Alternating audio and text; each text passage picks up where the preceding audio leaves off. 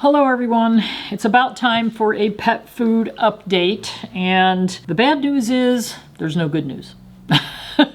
So I'm going to reference information that was made public by Susan Thixton at Truth About Pet Food. This is some really interesting statistics that don't speak well of part of the pet food industry, unfortunately. We were fortunate enough to get a FOIA, Freedom of Information Act request from the FDA that released the reports of sick pets or adverse event reports received by FDA through January 31st of 2024. The report that we got spanned a long period of time, but Susan spent days analyzing what was reported from January 1st to January 31st of 2024. Note that the FDA says that the reports provided on the page, the record contains information submitted to FDA through FDA's established reporting systems. The existence of a report does not itself mean the product listed was defective or the cause of an adverse event. It just means that these are things that were reported. Statistics throughout decades have shown that only about 1% of adverse reactions are reported. What we're giving you, if you multiply those numbers by 100, that might be a more realistic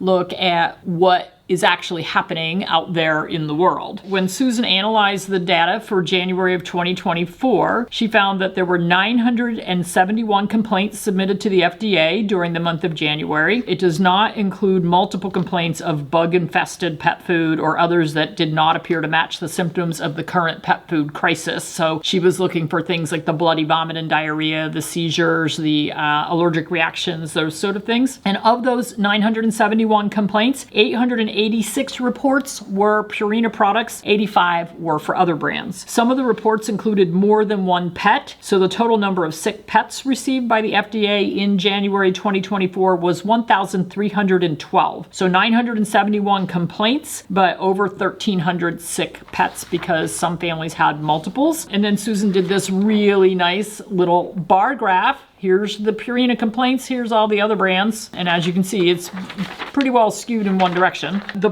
total pet death reports received by FDA in January 2024 was 103 dead pets. The pet food brands associated with the death, 97 Purina deaths reported, 1 from Freshpet, 1 from Old Roy, 1 from Victor, 1 from Kibbles and Bits, 1 from Diamond for Health, and 1 from Instinct. The symptoms provided ranged from minor to many very, very serious things. Many pet owners reported their pets were bleeding from the rectum, vomiting blood, and many pet owners reported seizures. One report provided this horrendous detail, and this report is available. Susan has a link to it, so if you go to Truth About Pet Food and find this reporting, you can go and look at all of those complaints yourself. There are many to sift through. One report provided this horrendous detail. Quote, on the 23rd of January, I came home from work and my home looked like a murder scene. There was vomit and very, very bloody diarrhea from the front to the back of my home. End quote. This pet owner submitted the report while her dog was hospitalized, and we don't know if the pet survived. Many other reports were also submitted to FDA while their pet was hospitalized. Many reports stated that a change in food resulted in their pet's recovery. Many reports pleaded with the FDA to do something to prevent other pets from suffering like their pet had. Many reports said that after seeing reports of sick pets online, they changed their pet's food and the pet survived. We are reporting data from January. Here we are months later. FDA has not sent out any warning for pet owners. They have not provided how many consumer complaints they have received since January 31st. Susan and I have made multiple FOIA requests. We got crickets. The FDA has told pet owners nothing, even though we now know they're well aware of how serious this issue is. And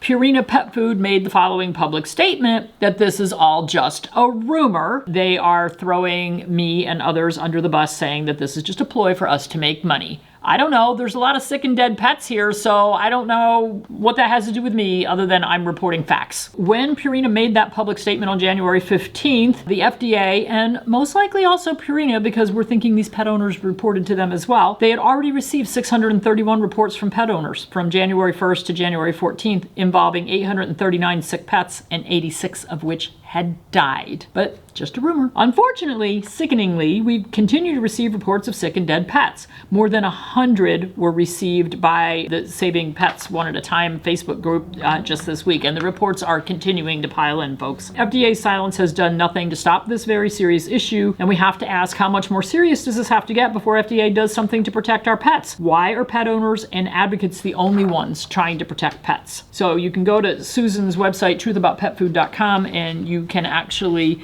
see all those adverse event reports. Like I said, there are hundreds. You'll have to sift through them. This is a graphic that we made comparing January of 2023 to January of 2024, the total number of pet food complaints received by FDA. This year was 971 in 1 month. Last year it was 51. For Purina alone, 886 this January and only 7 last January. Interestingly, when this whole thing started, I went and looked for complaints against pet food that was posted from years ago. And in 2012 and 2013, there were hundreds of complaints against Beneful pet food with very similar symptoms to what we're seeing now. Nothing ever came of that. FDA did nothing about those hundreds of complaints back in 2012 and 2013, but they are publicly posted. You can go and you can look for them. You can see them. Once it gets past a certain time frame, those complaints are available for everyone to see.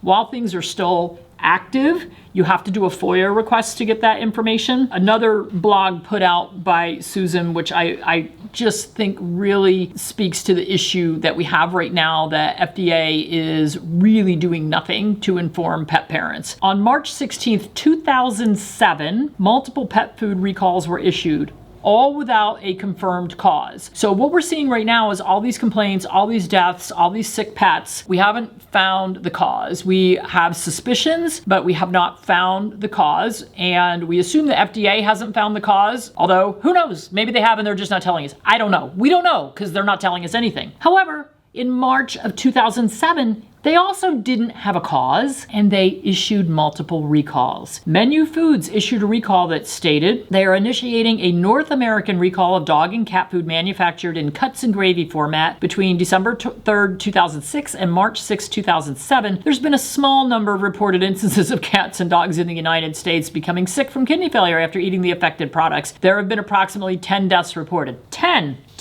Oh, wait a minute. What did we just have over here? 103 in 1 month? Yeah, 10. Okay.